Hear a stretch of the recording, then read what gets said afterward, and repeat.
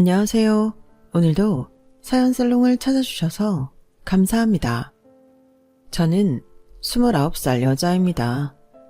이런 곳에 글을 쓰기엔 조금 나이가 어린가 싶은 생각이 들어 사연을 적기까지 정말 여러 번 망설였어요. 요즘은 결혼 정년기가 예전에 비해 폭넓어졌다 보니 제 또래 친구들이 많이 보는 채널이나 사이트에 글을 올리기에는 많이 공감을 못 받을 것 같아서 그래도 결혼에 있어서는 인생 선배님들이 많은 이곳에 글을 올려보기로 마음을 먹었습니다. 사연 적어주신 분들을 보니 이미 결혼 N년 차인 분들도 많으시고 손주까지 있으신 분들도 많으셔서 제가 겪은 일은 조금 하찮게 느껴지실지도 모르겠어요. 그래도 다 내 친구 혹은 내 딸, 내 손녀가 겪은 일이라 생각하며 들어주시면 좋겠어요.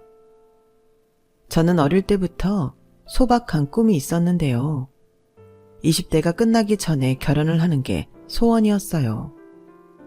20대 끝자락에 짝을 만나 백년가약을 맺고 30대부터는 제 의지를 이룬 새 울타리에서 삶을 시작하고 싶었거든요.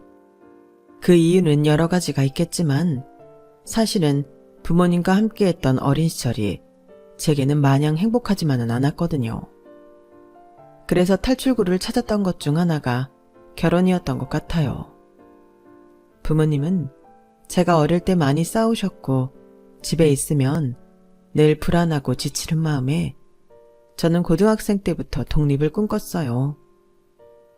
대한민국에서 가장 빨리 성공하는 방법은 공부를 열심히 해서 좋은 대학에 가는 거라고들 하던데 저희 집은 형편이 그리 좋지 못해서 저를 공부 쪽으로 밀어줄, 사교육시켜줄 돈도 없었고 저 또한 공부에 크게 흥미가 없다 보니 그쪽으로는 잘 안 되겠다는 판단이 진작에 들었어요.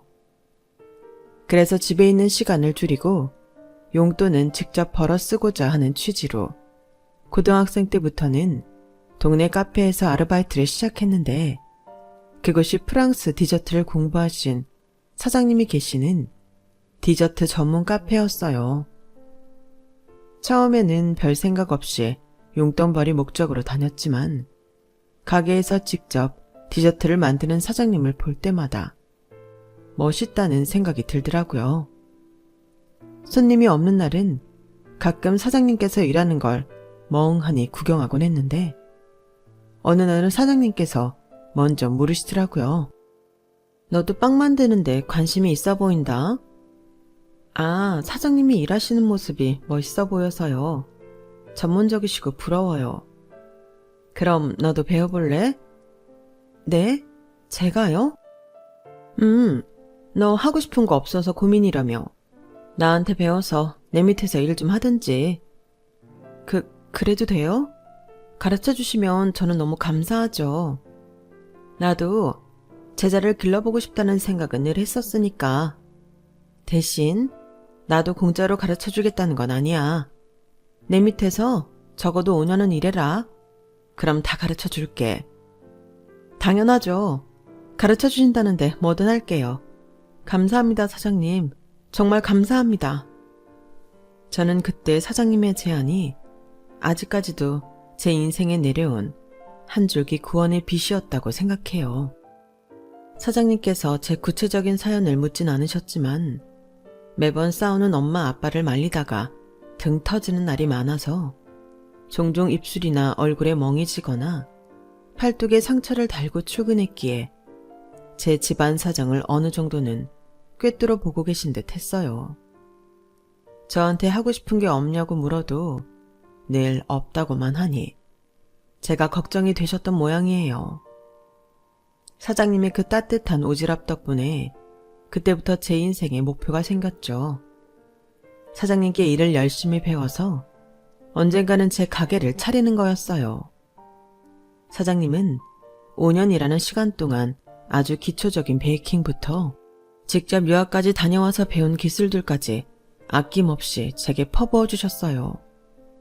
솔직히 말하면 저는 아예 무보수로 일을 해드리고 싶은 지경이었지만 사장님이 그러면 너무 허덕이지 않냐고 배려해 주셔서 받던 시급의 절반값은 꼬박꼬박 쳐주셨어요. 수업료로 치더라도 너무 싼 가격이었죠.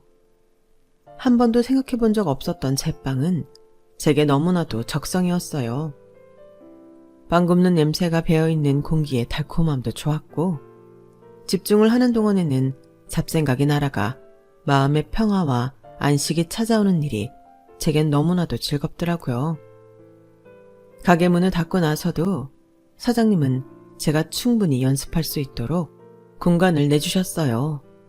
그래서인지 정말 저도 제 가게 같은 마음으로 일했어요.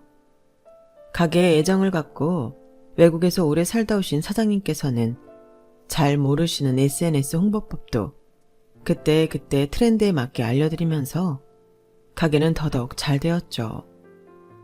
그렇게 제가 26살쯤 되었을까요? 사장님께서는 독립을 제안하셨어요. 네가 내 밑에 들어와서 일한 나이가 18이었으니까 벌써 8년이나 같이 일을 했다. 그중에 알바만 했던 기간을 빼도 벌써 6년이 넘었어. 남들은 대학교 갈 시간에 대학도 안 가고 열심히 배웠으니 이제는 독립을 하고도 남는 시기라고 생각한다. 아이, 아직 제가 독립하려면 멀었죠. 아직은 자금도 많이 부족하고. 자금은 네 퇴직금도 내가 챙겨줄 거고 그동안 보수 덜 받은 걸 내가 다 모아뒀으니 걱정 말고 보태 쓰렴. 나도 내 제자가 직접 차린 가게가 보고 싶어서 그래. 사장님께서는 제가 그동안 덜 받고 일했던 알바비를 한 푼도 안 쓰고 다 그대로 모아두셨더라고요. 거기다 생각지도 못했던 퇴직금까지 챙겨주시니 생각보다 금액이 꽤 됐어요. 언젠가는 독립을 해야겠다는 생각은 있었지만 그렇게 일찍은 아니었는데 사장님 덕분에 용기 내서 또 다른 도전을 할 수 있게 되었죠. 제가 생각한 건 테이크아웃을 전문으로 하는 빵집이었어요.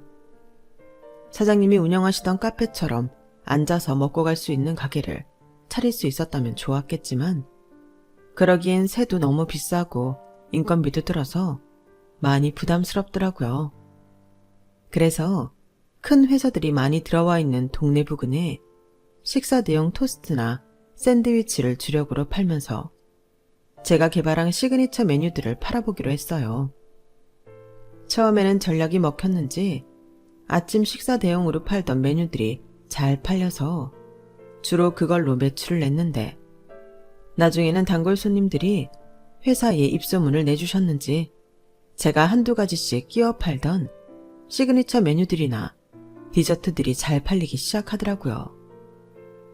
직장인들 출근 시간대나 점심시간대에만 장사가 잘 됐었는데 나중에는 시그니처 빵과 디저트들이 인기가 더 많아져서 퇴근하고도 제 빵을 사가는 분들이 많아지셨어요.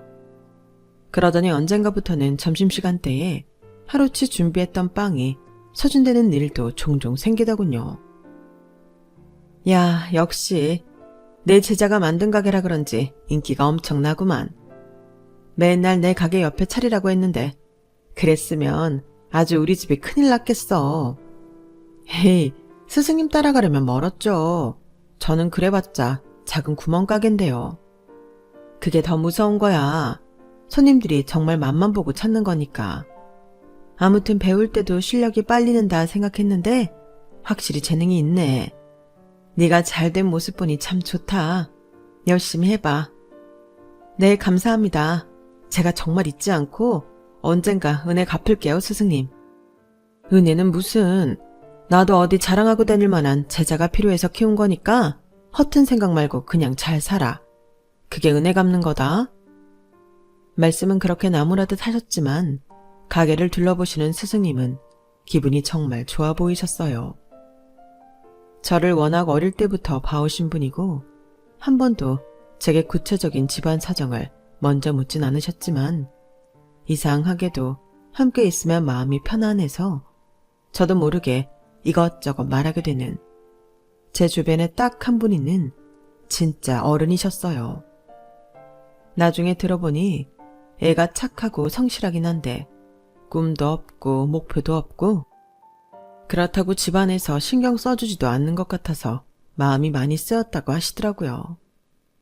저대로 컸다간 인간 안 되겠다는 생각이 들어서 괜찮은 청소년 한번 쭉 알바생으로 쓰면서 가르쳐보자 싶었다고 하셨어요. 가게가 잘 될 때마다 스승님이 제일 생각나는 건 어쩔 수 없더라고요. 제 성공의 절반 이상이 스승님 덕분이었으니까요.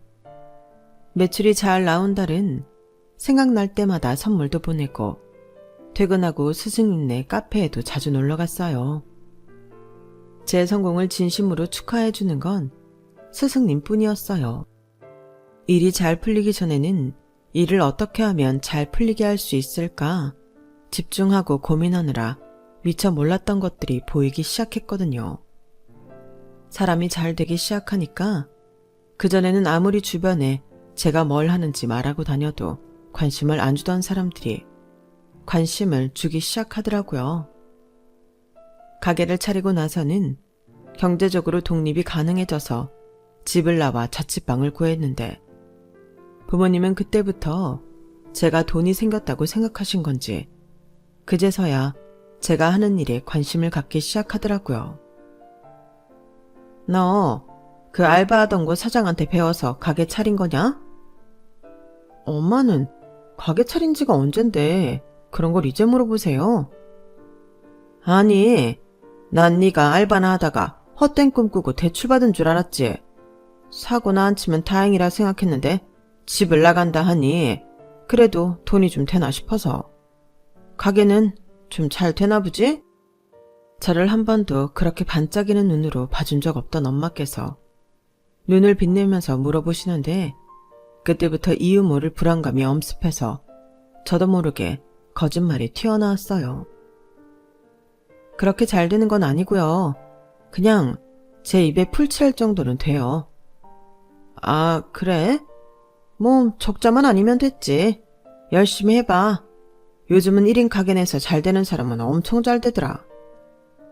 가게 차리는데 도움은커녕 제가 뭘 하고 다니는지 관심도 없던 부모님이 저러시니 좀 기가 막히더라고요. 부모님뿐만 아니라 친구도 마찬가지였어요. 저는 대학도 안 갔고 고등학교 때도 막판에는 베이킹 배우고 일한다고 바빠서 친구들과 보내는 시간이 확연히 적었거든요. 그래서 제가 남아있는 친구는 딱 한 명 있었어요. 중학교 3학년 때 만나서 같은 고등학교로 올라가면서 쭉 친했던 친구였어요. 그 친구네 집도 저희 집안과 분위기가 좀 비슷한데 수학여행 때 어쩌다 단둘이 이야기 나누게 되었다가 서로의 사정을 깊숙이 알게 된 계기가 되어서 저에 대해 누구보다 제일 잘 알고 있는 친구가 되었어요. 그때는 감수성도 한참 예민할 나이고 아무리 노력해도 나아지지 않는 환경 때문에 우울하고 불안한 날들을 보내고 있던 터라 저와 처지가 비슷한 친구가 있다는 게 참 큰 위안이 되었던 것 같아요. 그건 아마 친구도 마찬가지였을 거예요.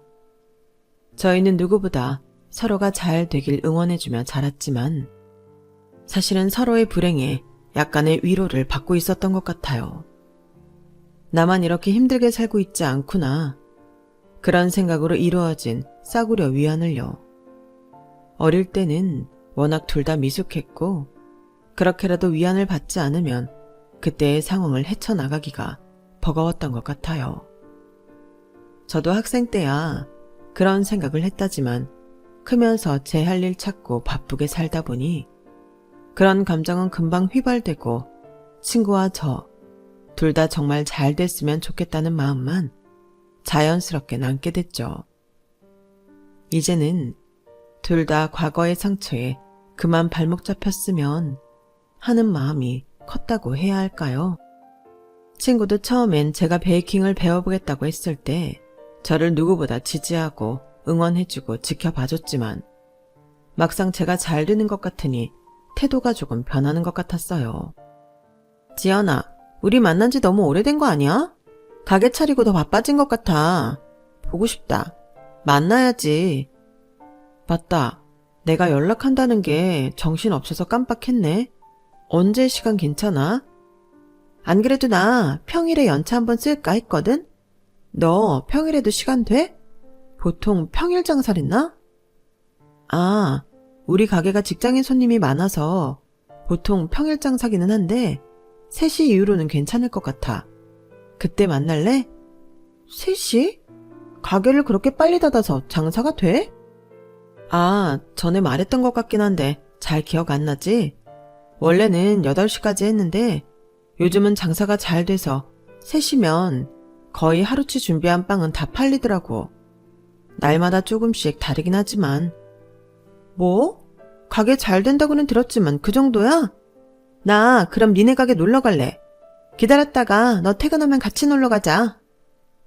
그래, 그러자 그럼. 그렇게 친구가 놀러 온 날 가게는 2시쯤 모든 빵이 소진됐어요. 친구는 눈이 튀어나올 것처럼 커져서는 비어있는 진열대를 빤히 보더라고요. 아니, 이 정도면 진짜 엄청난 맛집 아니야? 왜 말 안 했어? 말은 다 했는데 그땐 네가 반응이 없길래 관심이 별로 없나 보다 했지. 아니, 이 정도인 줄은 몰랐지. 이렇게 잘 되는 집은 흔치 않잖아. 생각해보니 너 베이킹 초반에 연습할 때 말고는 네가 만든 빵을 먹어본 적이 없네. 나 만들어줘. 나 먹어볼래. 제일 친하다는 친구라는 애가 이제 와서 일하는 게 조금 제 입장에서는 어이가 없긴 했지만 남이 하는 일이니 그럴 수 있다 싶어서 그땐 그냥 넘어갔어요. 그런데 그날 이후부터 친구가 제가 하는 일에 관심을 갖기 시작하면서 뭔가 묘하게 태도가 바뀌더라고요. 평소 같으면 제가 한번 사면 같이 사던 애가 언젠가부터 계산을 할 때가 되면 슬쩍 뒤에 빠져 있는다든지 정산을 해준다며 한 번에 계산해달라더니 금액을 계산해서 보내줘도 돈을 은근슬쩍 안 보내고 까먹은 척 한다든지 은은하게 스트레스를 주더라고요. 그것뿐만이 아니었어요. 은근히 이런 것들이 쌓여 한 소리 따끔하게 해야겠다 싶을 때쯤이 오면 갑자기 태세를 전환해 불쌍한 척을 해왔어요. 너 잘 사는 거 보니 좋긴 한데 가끔 우울하다. 왜 그래? 무슨 일 있어? 아니, 우리 어떻게 보면 되게 비슷한 처지였잖아. 그래서 서로 공감하면서 친해졌던 거고. 근데 네가 잘 되면서부터 좀 변한 것 같아서 내가 무슨 말을 해도 잘 공감도 못하는 것 같고. 그게 무슨 소리야? 내가 네 말에 공감을 잘 안 해줬다니. 정말이야? 아니, 뭐 상황이 좋아졌으니 그럴 수 있다고는 생각해. 그래도 내가 무슨 일 생기면 도와줄 거지? 당연하지. 그걸 말이라고. 도움 필요하면 말해. 그 친구가 그렇게 서운하다고 할 때마다 처음엔 저도 어쩔 줄을 몰랐어요. 저조차도 스스로 이렇게까지 잘 될 줄 몰랐기 때문에 제 환경이 변하면서 이렇게까지 주변에도 변화가 생길 줄은 몰랐던 거죠. 적응이 안 되는 부분도 많고 저도 인간이다 보니 감정적으로 서운하고 이해 안 되는 점도 많았어요. 그래도 이게 다 제가 잘 풀리면서 생기는 부작용 정도라고 생각하면 그렇게 기분이 나쁘지만도 않더라고요. 최대한 주어진 상황을 긍정적으로 받아들이려고 노력했던 것 같아요. 그러던 어느 날이었어요. 친구가 남자를 하나 소개시켜주겠다고 하더라고요. 내가 자주 간다고 했던 엄청 인심 좋은 카페 사장님 기억나? 아니, 내가 가는 시간대에는 사장님이 일하셔서 늘 아들이 없었는데 저번에 그분 아들이 카페에 와서 봤는데 너무 괜찮더라고. 근데 딱 보니까 네 생각이 나더라. 너도 카페 일도 해봤고 지금도 베이커리 하니까 어떻게 보면 비슷한 업종이잖아. 내가 너 얘기하니까 사장님이 너무 좋아하시던데 아들 한번 만나볼래? 어우, 야, 됐어. 뭘 그렇게까지 만나. 야, 그럼 너 행동 반경이 맨날 가게 집인데 남자는 어디서 만나게? 뭐, 손님이랑 만날래? 그러지 말고 한번 만나봐. 진짜 괜찮아서 하는 말이라니까? 친구의 계속되는 권유에 결국 나중에는 저도 귀가 솔깃하더라고요. 친구 말 맞다나 가게에만 틀어박혀 빵만 만들고 팔고 있으니 만나는 사람이라고는 저희 손님들 뿐이었거든요. 거기다 저희 가게 손님의 80% 이상이 여성분들이라 제 또래의 젊은 남자를 만나기란 하늘의 별 따기였죠. 그래서 결국에 만나보기로 했어요. 친구가 이렇게 괜찮다고 호언장담을 하는 남자가 어떤 사람인지 궁금하기도 했고, 비슷한 업계 종사자라고 하니 기본적인 호감은 가더라고요. 잘 된다면 서로 도움도 줄 수 있을 것 같다는 생각도 들었고요. 괜히 직업병 같은 건지 만나보기 전에 어머니랑 운영한다는 카페 후기까지 찾아봤는데 후기가 하나같이 사장님 둘 다 친절하다고 적혀 있더라고요. 손님에게 친절한 거야 당연한 거라 생각할 수도 있겠지만 생각보다 많은 가게가 그렇지 않거든요. 그래서 조금쯤은 안심을 했던 것 같아요. 실제로 만나본 남자는 정말 친구 말대로 인상도 훈훈하고 호감형이었어요. 말투에도 친절함과 다정함이 베이스로 묻어 있었고, 대화를 좀 나눠보니 제가 원하던 자상하고 가정적인 성향을 가진 남자 같아서 저도 모르게 푹 빠지게 됐어요. 다행히도 쌍방호감이라 몇 번 연락을 주고받고 식사도 한 끝에 저희는 금방 연인이 되었어요.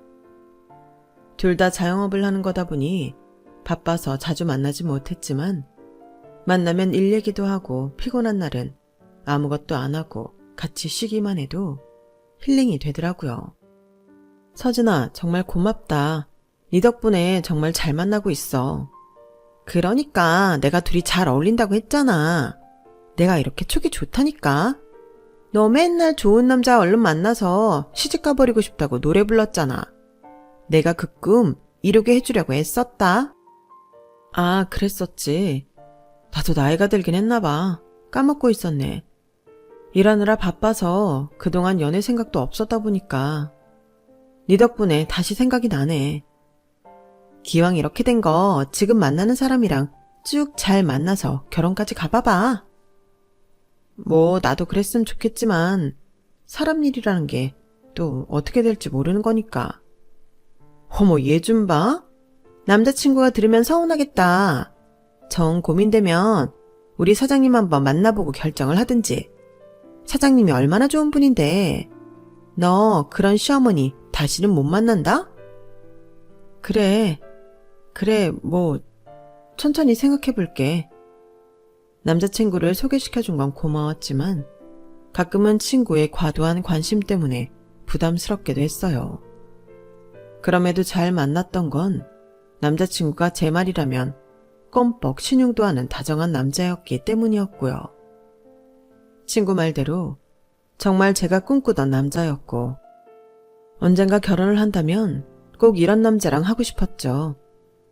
연애를 시작한 지 1년쯤 되었을 쯤부터 저도 모르게 남자친구에게 의지를 많이 하게 되더라고요.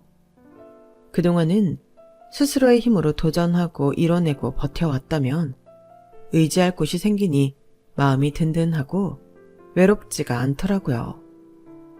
그렇게 마음이 깊어지던 중 1주년하고도 100일이 되었을 때 남자친구에게 청혼을 받았어요.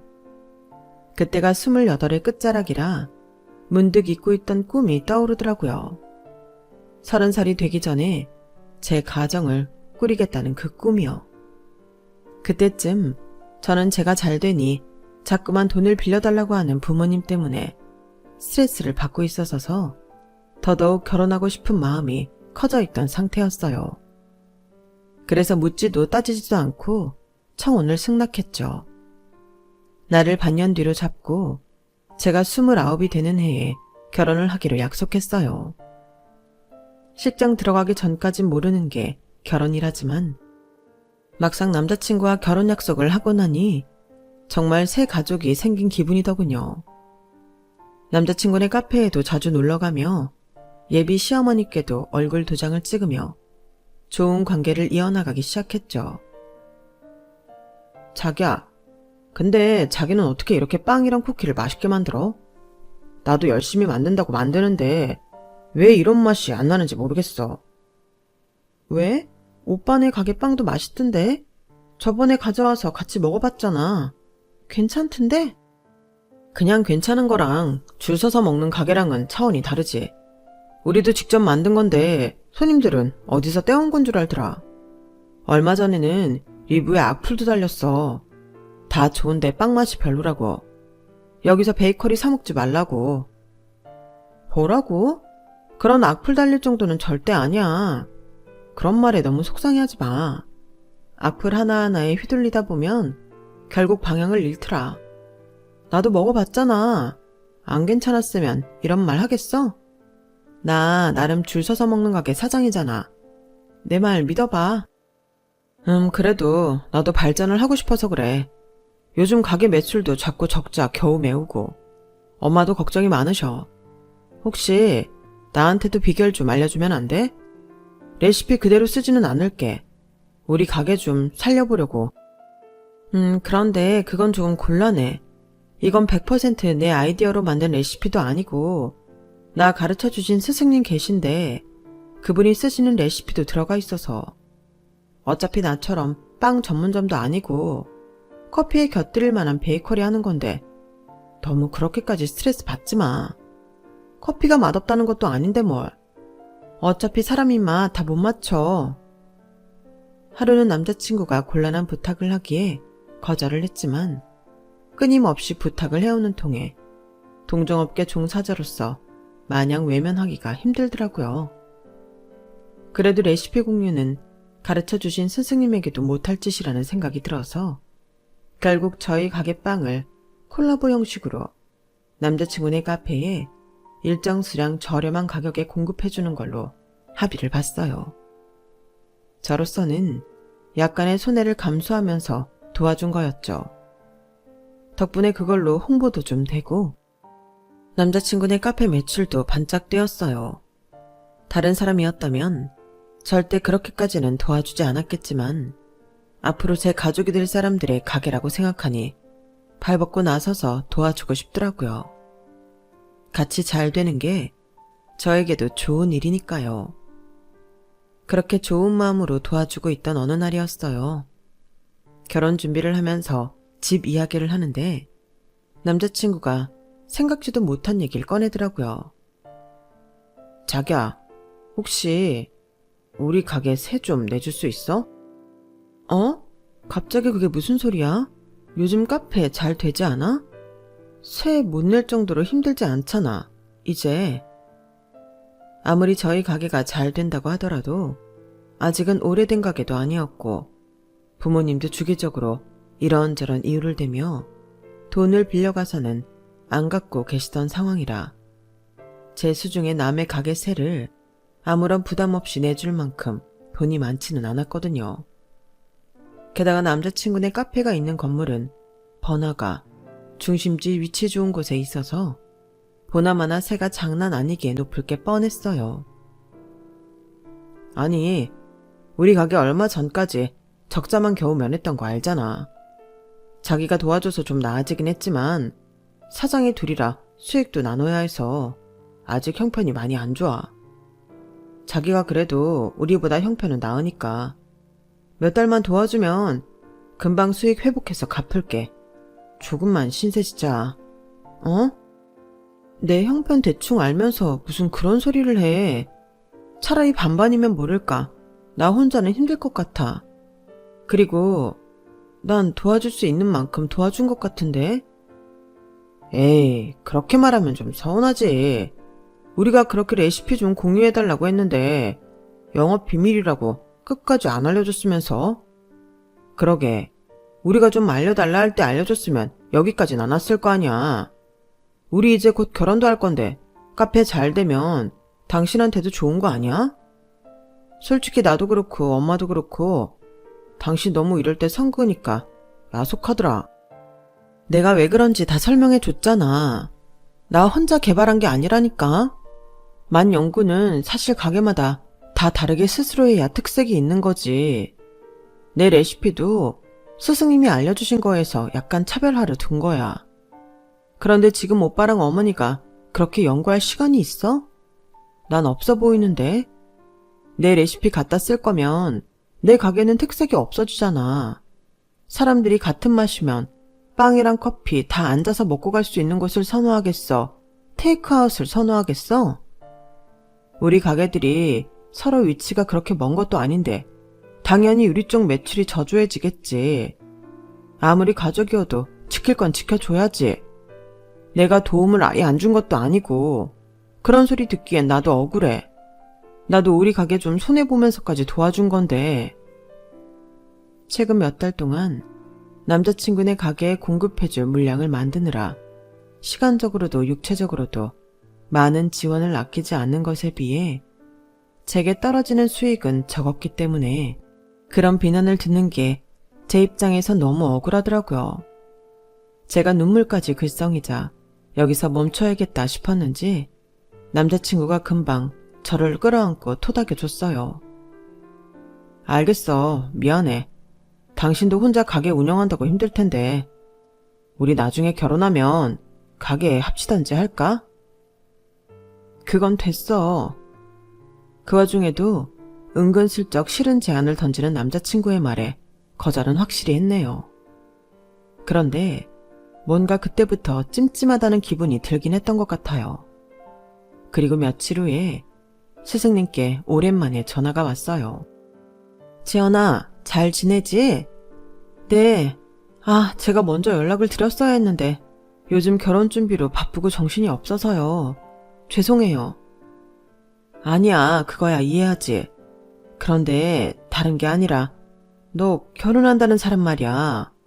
그 사람 가게에서 네 빵을 판다길래 얼마 전에 그 동네에 갈 일이 있어서 그 카페에서 약속을 잡았었거든. 거기 여 사장님이 너네 시어머니 될 사람 맞지? 네, 맞아요. 그런데 그게 왜요? 스승님 입에서 나온 말은 충격적이었어요. 스승님이 친구분과 약속을 잡은 그날 카페에서 주문을 하려고 보니 저희 시어머니 친구분들이 와서 수다를 떨고 있다고 하시더라고요. 스승님이 그분들 옆 테이블이셨는데 시어머니가 일하시는 동안 그분들끼리 이야기한 내용을 어쩌다 보니 엿듣게 됐는데 도저히 그냥 지나칠 이야기가 아니라서 저에게 연락하셨다고 했어요. 여기 빵이 쟤네 며느리네 빵이라며? 맛있긴 엄청 맛있네. 왜 줄 서서 먹는지 알겠다. 그러게. 그 기집애는 그냥 카페 합쳐서 여기 와서 빵이나 만들지. 왜 자기 가게를 굳이 하겠다고서는. 아무튼 요즘 애들이 억세긴 억세.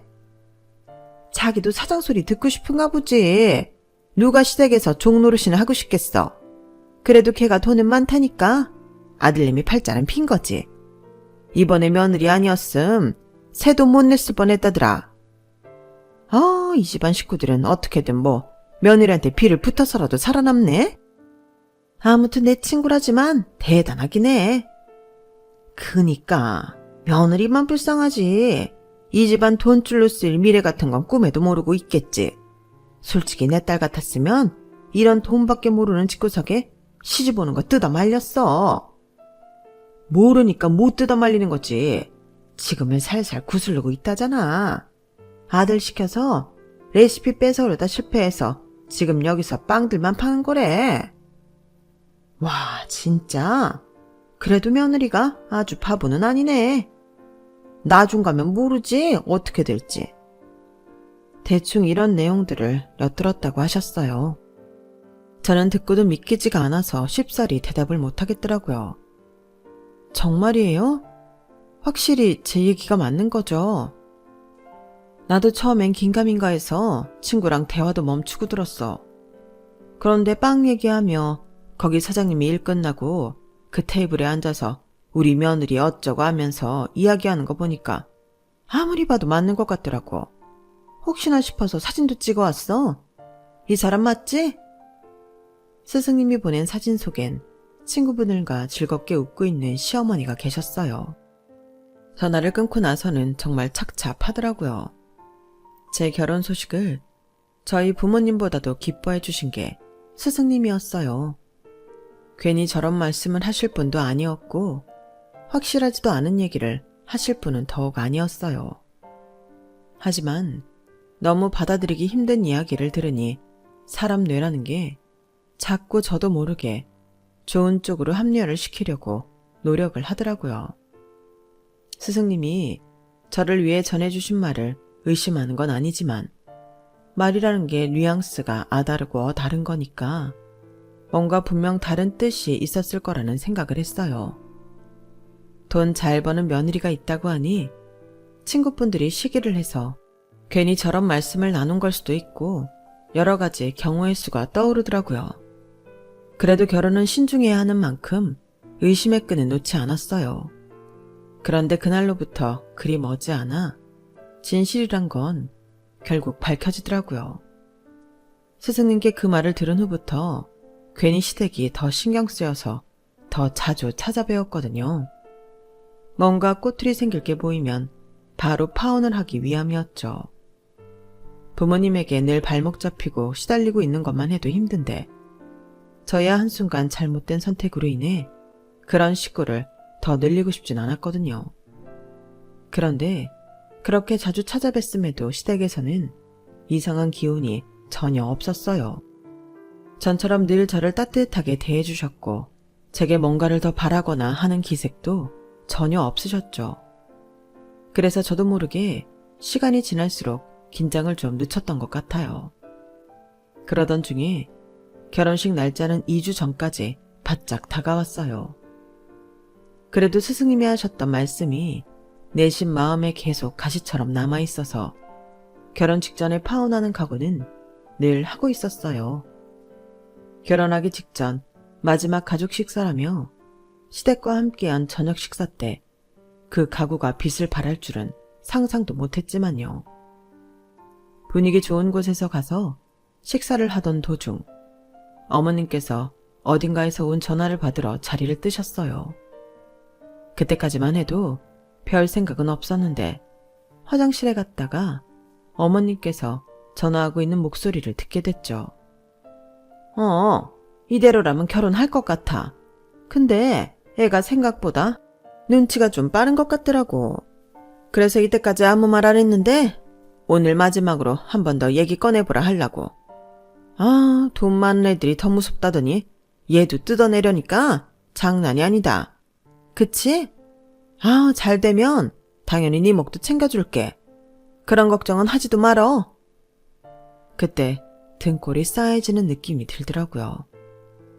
제가 화장실 칸 안에 들어가 있어서 어머님은 제가 엿듣고 있다고는 상상도 못 하시는 것 같았어요. 서둘러 녹음기를 켰어요. 그니까 결혼하기 전에 돈 싹 뜯고 레시피 훔쳐서 파혼하려고 했는데 얘가 뭔가 눈치를 챈 것 같아. 우리 아들은 너랑 결혼을 시켜야 하는데 이러다 아무것도 못 듣고 결혼부터 시켜야 될 판인가봐 걱정이네. 아니 혼인신고는 걱정 마. 일부러 주변에 청첩장도 별로 안 뿌렸으니까. 우리 집 며느리는 당연히 너지. 네가 이런 태아를 낚아놨는데. 거기까지 듣고 나니 더 이상 참을 수가 없이 머리끝까지 화가 나더라고요. 남자친구에게 저 몰래 숨겨놓은 애인이 있었던 건지 아니면 약혼자가 있었던 건지 몰라도 도대체 누구랑 전화를 하길래 저런 소리를 하나 싶어서 화장실 문을 박차고 나가 어머님의 전화기를 뺏어 들었어요. 어머나 깜짝이야. 야, 너 다 듣고 있었니? 네, 어머님. 저도 빨리 어머님 식구가 되고 싶어요.